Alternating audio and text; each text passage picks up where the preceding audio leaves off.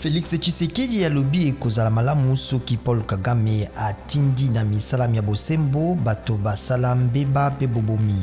Na biyano apesaki na bapanzi sango na Paris, Félix Tshisekedi yakundoli ete rapport mapping esalama na ba expert ya ONU kasi na bayi RDCT mpe apesi lokumu na Dr Denis Mukwege.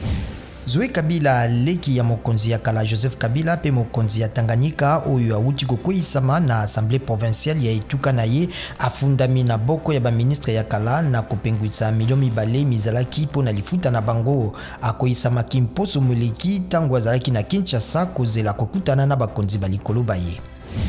Bosambisami ya Guillaume Soro mokambi ya batomboki ya kala oyo akomaki ministre ya mbo pe mokambi ya Assemblée nationale na Côte d'Ivoire na pene na bato basusu tukumi bale bobandi na Abidjan tango azali na bokimi mboka uto mibu mibale basambeli baye batelemeli bofundami ya koluka kokweyisa bokonzi balobi ya lokuta.